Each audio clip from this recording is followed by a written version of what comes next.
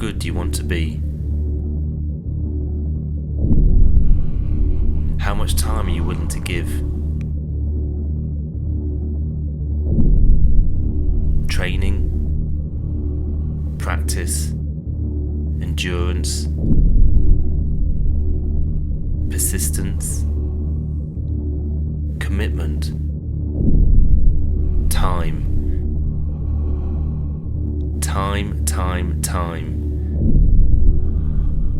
Give a lot and you will receive. How good do you want to be?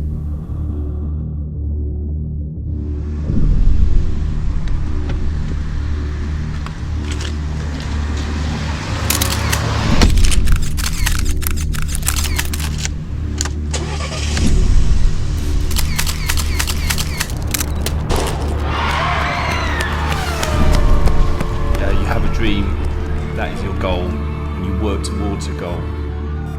I must admit, 10 years ago, I didn't think that I'd be setting my goal to be a world champion.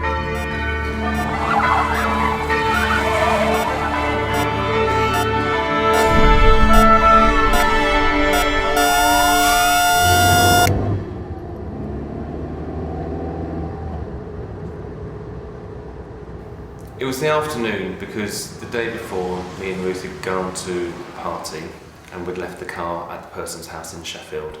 So it was Sunday morning, we'd had a lazy morning, woken up, finally driven over in the afternoon, got over there, picked the car up. So me and Ruth were driving home separately, and she went her way and I came to this fork in the road and thought, yeah, we need some milk. So I won't go home, I'll take this road to go to the shops and get some milk.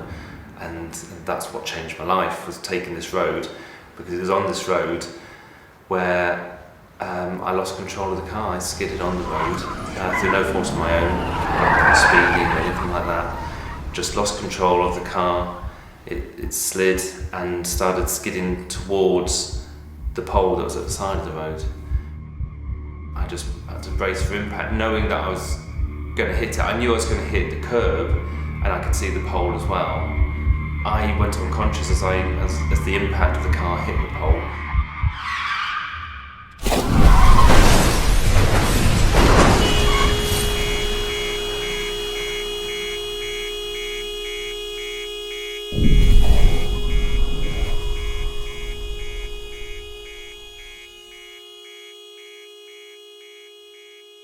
Well, the first thing I knew was a Sunday evening, and police arrived at my door and said, your son's had an accident. So I said, which son?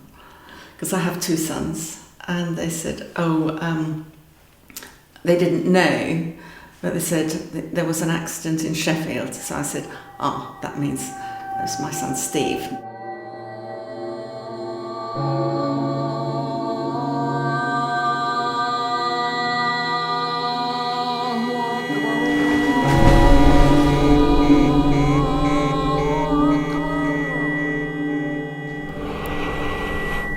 All I can remember really is pain in my legs and the noise of the alarm of the car. The horn was just going off.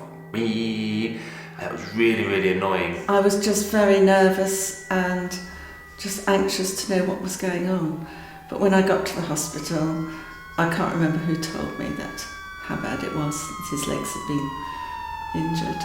The fact that my legs were crushed together meant that was holding the blood in.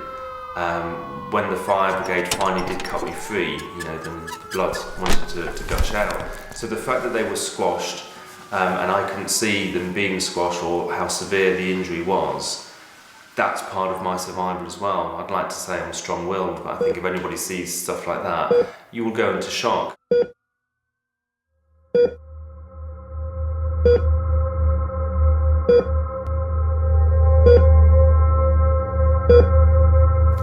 They had a look at both legs, and then they were going to take me into surgery to see what they could do.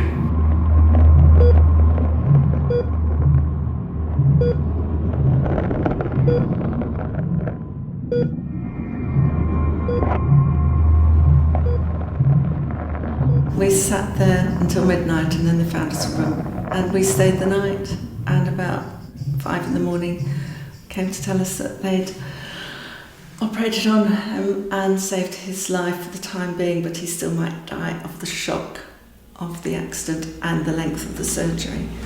So that was quite hard.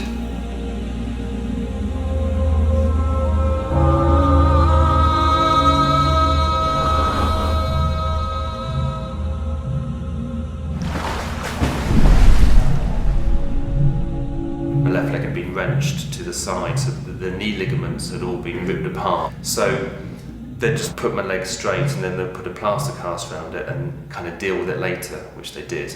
Now the right leg was a bit more messy because it had been partially amputated, because the bone, the middle of the shin bone, that had been broken and the chunk of it had been knocked out sideways. So it was a big mess, and he wasn't too sure what he could do with it, and he was looking at it before I went in, and he did say to me that he may have to consider the possibility of amputating it, and I do remember that, and I remember very clearly looking into his eyes and saying, please do your best and please don't amputate it. And the next time I woke up and I was in intensive care and looking down at my legs to see what they'd done, and seeing that the one leg was in a plaster cast and the other leg I couldn't move, it was just so heavy, but there's this big black cage in it, kind of, and it had plasters all over it and everything. I couldn't really see, but I think I could see my toes, and I thought, okay, okay, I've still got my leg there. The most difficult thing for me to do then was to phone my other 2 children. That was my difficulty.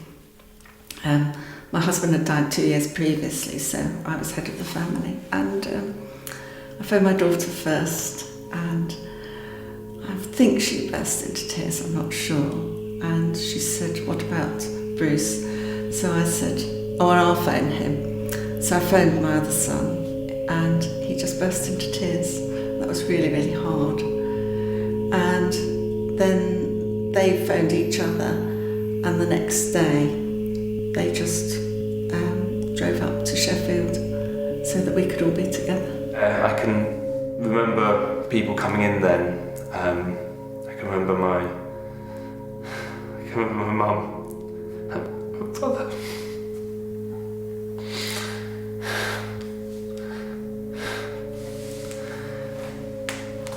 It's points like that when I felt this quite a lot, when you feel it's points like this when I feel that I've inconvenienced people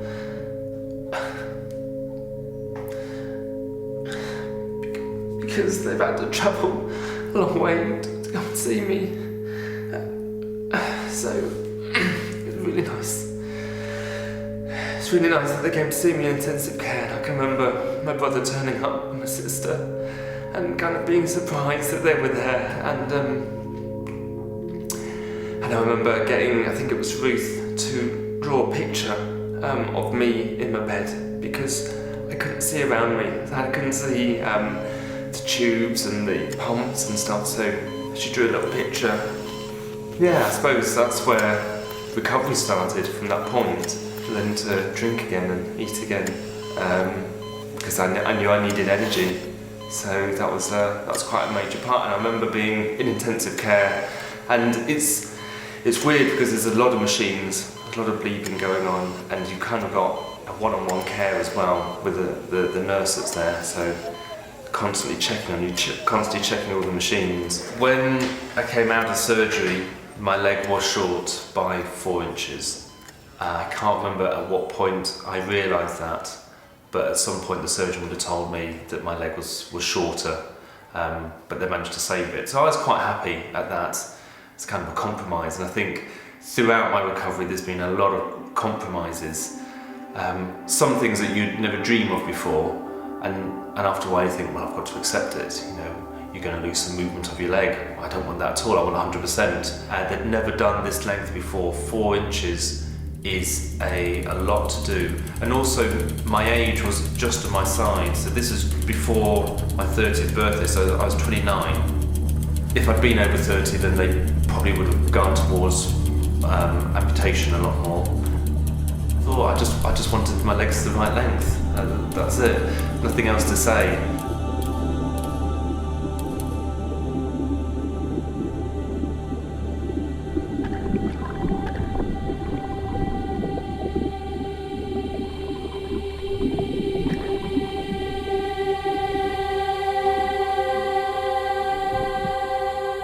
I met Ruth in Sheffield on a night out. She was out with some friends and I was out with some friends of her friends, and so we got together and we hit it off from the start, which was really nice.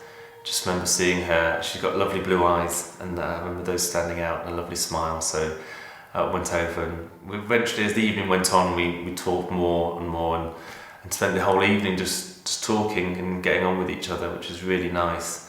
And started our relationship there. That was in 1995, and every year's been great. Eventually, we had a nice weekend over in Paris. First thing we did was go to the Eiffel Tower and got to the top. And I thought, right, and I thought that was easy, but that was the easy bit. But I thought it was going to be easy from then onwards. But it was very hard to find the right moment, the right place, and then. I didn't want to just get down to talk to Ruth about why I was proposing, because I loved her, because I wanted to spend the rest of my life with her, and kind of like lay it all out, and then get down on one knee and then propose to her. So I remember I started the conversation, and then some American tourists came over, and it wasn't quite enough, so I just kind of filtered off, and Ruth thought, oh, that's strange. Steve's been really nice and very loving, and then just stopped. So then we went to the other side of the Eiffel Tower, and then I started it all over again. Not complete repeat, but into laying it out, and then got down on one knee and then proposed to her, and she said yes, which is great. And I do remember being in a bit of a zone just looking at Ruth, but when I remember standing up, there were lots of people staring at us, and some school kids as well, so we're probably centre of attention for a little bit. We knew that it would go ahead almost immediately. The surgeon said, I will get you fit enough for your wedding day. Because he said immediately, he said, but I'm getting married soon. When? He said, I'll get you there. And he did. We were getting married on 3rd of August that year, and we were still going to get married, and I had to get better for that date. And we had a few people ask my mum whether we'd considered cancelling it or postponing it, and my mum said, oh no, they're definitely just going to get married. It was never a question for me, as in, shall we postpone it? It was, for me, it was a fixed thing. Looking back on it, yeah, it might have been a good idea to postpone it, but another way, it wasn't.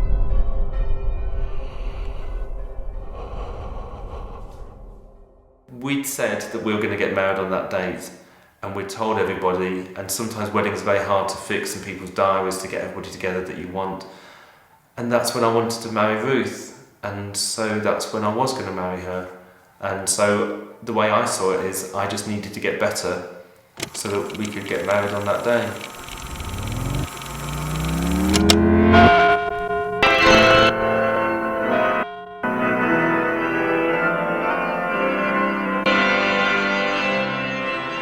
Standing up was very, very difficult for me, and I was doing that leading up to the wedding.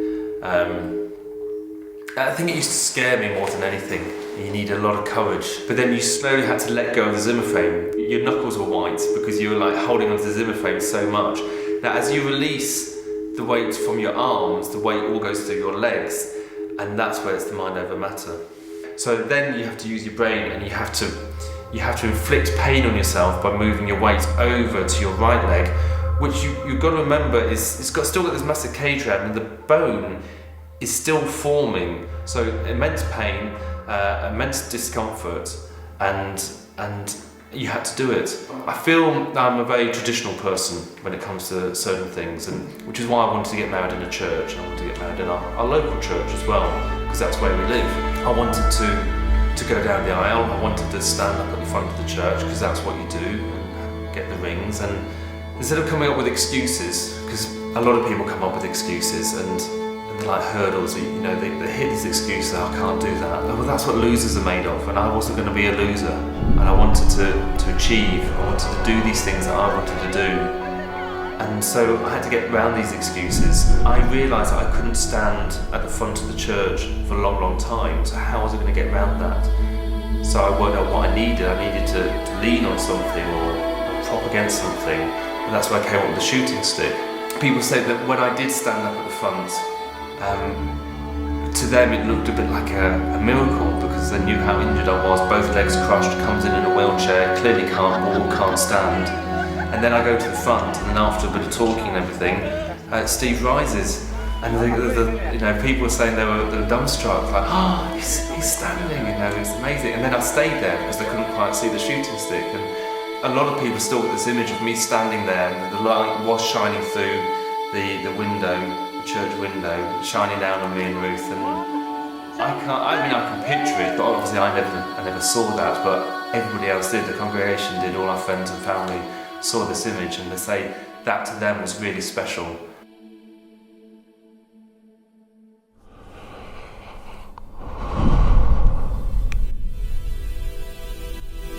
You have a dream, that is your goal, and you work towards your goal. It's yours, it's your goal, so you make it what it is. Don't make it too big, make it realistic. But you do step by step. My first goal was to stand again. Quite simple. I mean, they told me in the hospital that I'd never walk again, so step by step I had to stand again, then walk again, and then get into swim. I didn't think I'd ever run again. I must admit that wasn't one of my goals, but that came up, that was great.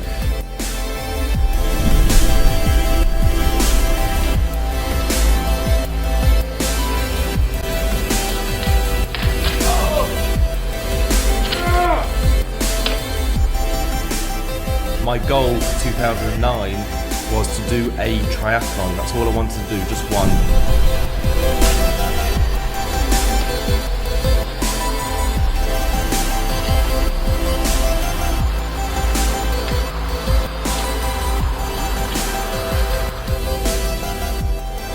My training upped a little bit and competed and won, and I became British champion.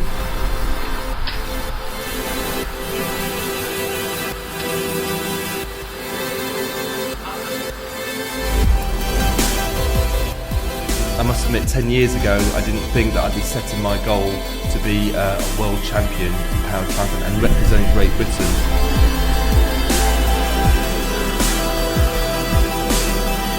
And now to have a goal of competing in the Paralympic Games in 2016, it makes me hesitate, I suppose, sometimes when I think about it, because it's massive.